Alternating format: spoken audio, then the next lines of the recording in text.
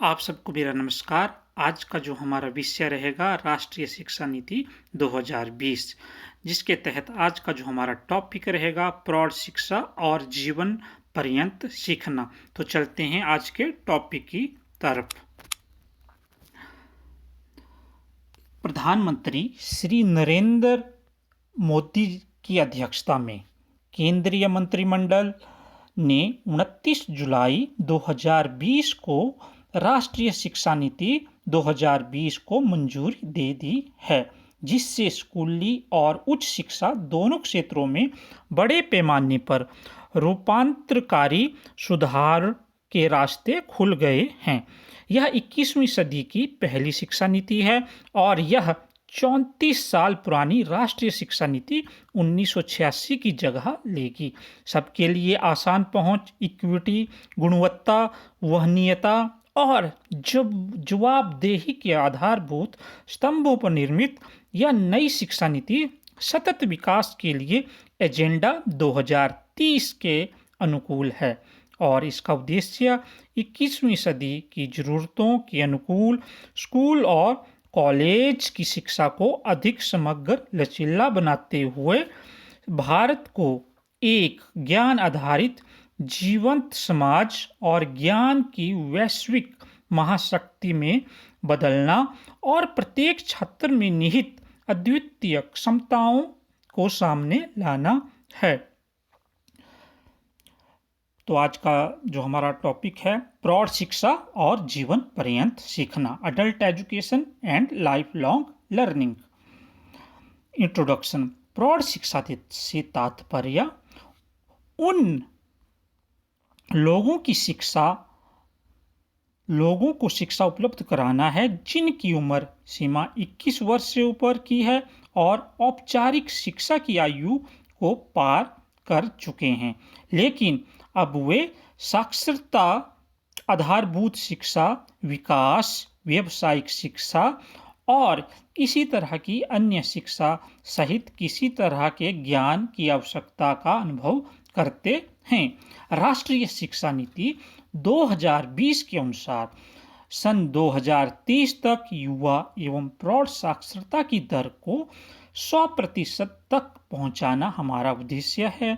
एक शिक्षित श्रम शक्ति के बल पर ही कोई देश उत्पादकता में बढ़त प्राप्त कर सकता है और इसी के आधार पर प्रति व्यक्ति आय और सकल घरेलू उत्पाद अर्थात जीडीपी में भी वृद्धि होती है। आज उद्देश्य केवल प्रौढ़ों को बुनियादी शिक्षा व संख्या ज्ञान देने तक सीमित नहीं, बल्कि उन्हें टेक्नोलॉजी, कानून, वित्तीय एवं कौशल विकास से रूबरू करवाना अत्यंत आवश्यक है, ताकि अशिक्षित प्रौढ़ भी टेक्नोलॉजी वाले युग में अपना विशिष्ट व सम्मानजनक स्थान बना सकें। गैर साक्षर होने के नुकसान। राष्ट्रीय शिक्षा नीति 2020 ने प्रौढ़ शिक्षा के महत्व को समझा तथा साक्षरता के अभाव के परिणामों की व्याख्या की है। समुदाय के गैर साक्षर होने के कारण कई नुकसान हैं, जैसे वित्तीय समझ का अभाव, सरकारी कार्यक्रमों की समझ का अभाव, अधिकारों के बारे में जानकारी का अभाव, रोजगार प्राप्त करने में असमर्थ, इंटरनेट की जानकारी का अभाव। तो इस तरह वित्तीय समझ का अभाव प्रौढ़ों में पाया जाता है। वो अपने पैसे का सही ढंग से खर्च, बैंकों से ऋण इत्यादि की उनको जानकारी नहीं होती। सरकारी कार्यक्रमों, सरकार के माध्यम से जो सामाजिक योजनाएं चलाई जा रही हैं उनका ज्ञान उन्हें प्राप्त नहीं होता है और वह गांव में या शहरों में खुद को ठगा सा महसूस करते हैं। अपने अधिकारों और कर्तव्यों के प्रति उनको जानकारी नहीं होती है। इसके अतिरिक्त रोजगार प्राप्त करने में वो असमर्थ होते हैं, क्योंकि उन नौकरी के लिए ना तो फॉर्म या भरना उन्हें आता है और ना ही उन्हें जो सार्वजनिक परिपत्र होते हैं या रोजगार समाचार होते हैं उनके प्रति उनको जानकारी होती है। और इंटरनेट की जानकारी का भी उनमें अभाव रहता है। इसके अतिरिक्त दवाइयों, सड़क नियमों, दिशाओं इत्यादि के बारे में भी उनको ज़्यादा जानकारी नहीं होती है। गैर साक्षर नागरिकों को प्रौढ़ शिक्षा के माध्यम से उनमें क्षमताओं का विकास किया जा सकता है, जिससे वे अपना आर्थिक, तकनीकी, सामाजिक विकास कर सकें। प्रौढ़ शिक्षा कार्यक्रम। प्रौढ़ शिक्षा के माध्यम से केवल बुनियादी शिक्षा देना ही नहीं, अपितु शिक्षा के माध्यम से टेक्नोलॉजी, इंटरनेट, प्रौद्योगिकी का ज्ञान देना भी है। प्रौढ़ शिक्षा को बढ़ावा देने के उद्देश्य से आज़ादी के पश्चात अनेक कार्यक्रम शुरू किए गए हैं, जिसमें सबसे प्रमुख राष्ट्रीय साक्षरता मिशन है। राष्ट्रीय साक्षरता मिशन की शुरुआत 1988 में हुई थी। इसका लक्ष्य 2007 तक प्रौढ़ शिक्षा के अंतर्गत 75% प्रौढ़ों को साक्षर करना था। इसके अतिरिक्त 2009 में साक्षर भारत कार्यक्रम की शुरुआत हुई। राष्ट्रीय शिक्षा नीति 2020 का लक्ष्य वर्ष 2030 तक 100% युवा और प्रौढ़ साक्षरता को प्राप्त करना है।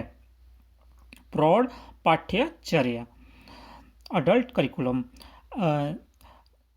राष्ट्रीय शिक्षा नीति 2020 के अंतर्गत NCERT के एक नए और सुसमर्थित घटक संगठन द्वारा एक उत्कृष्ट प्रौढ़ शिक्षण पाठ्यचर्या ढांचा विकसित किया जाएगा, जो प्रौढ़ शिक्षा के लिए समर्थित हो।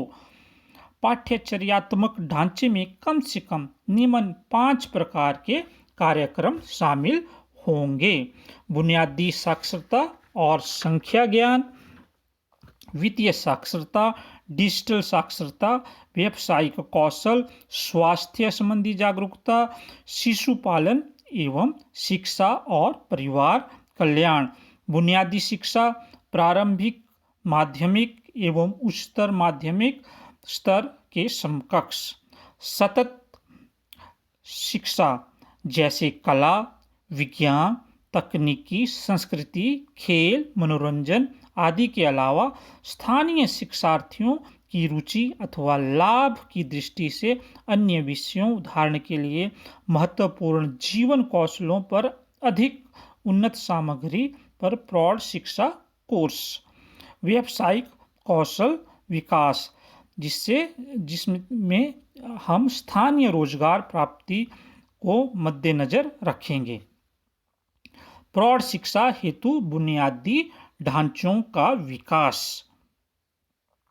राष्ट्रीय शिक्षा नीति 2020 के तहत प्रौढ़ शिक्षा हेतु बुनियादी ढांचों का विकास किया जाएगा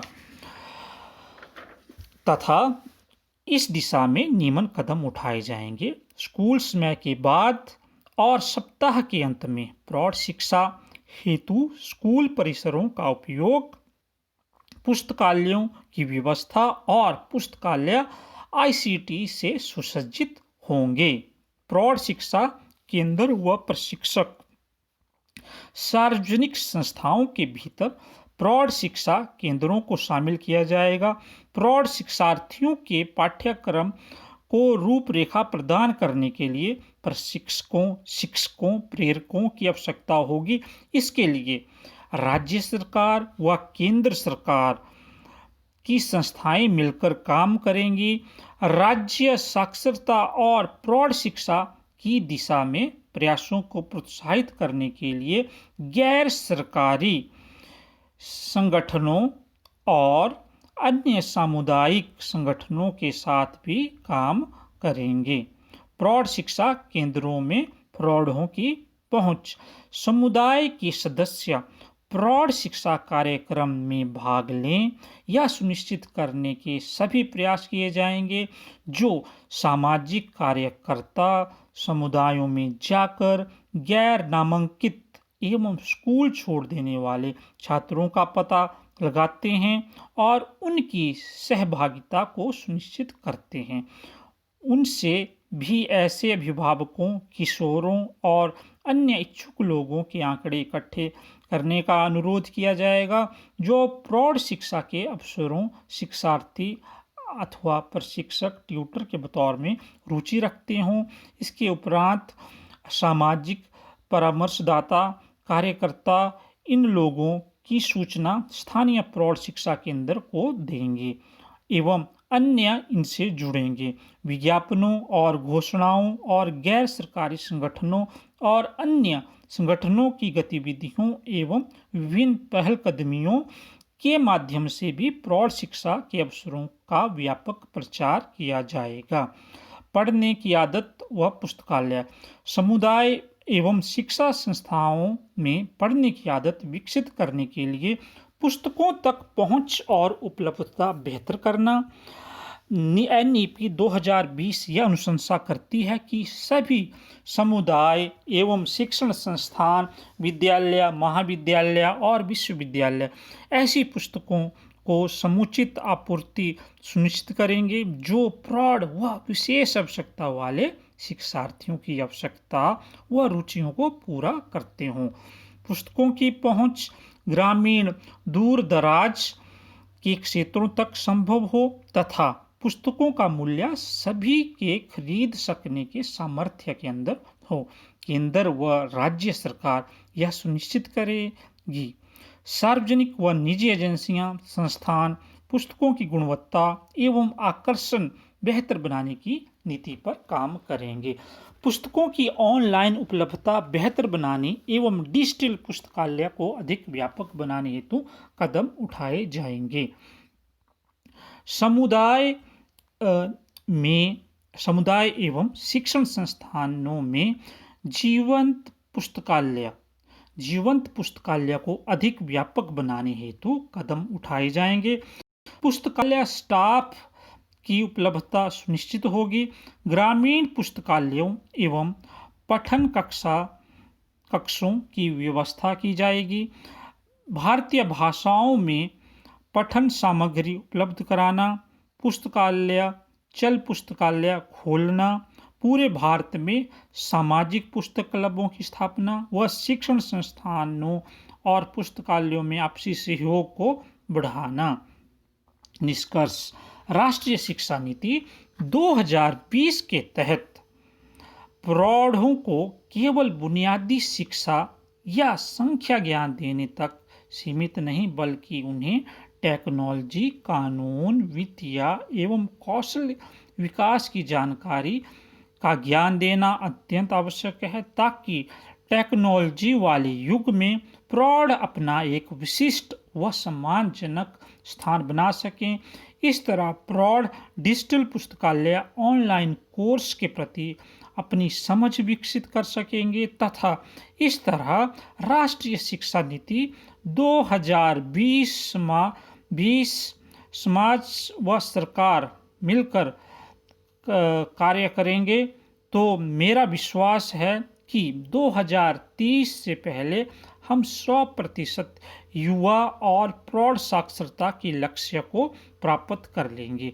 भारत को आगे बढ़ाने में हम कामयाब होंगे क्योंकि जब पढ़ेगा भारत तभी बढ़ेगा भारत। जय हिंद, धन्यवाद।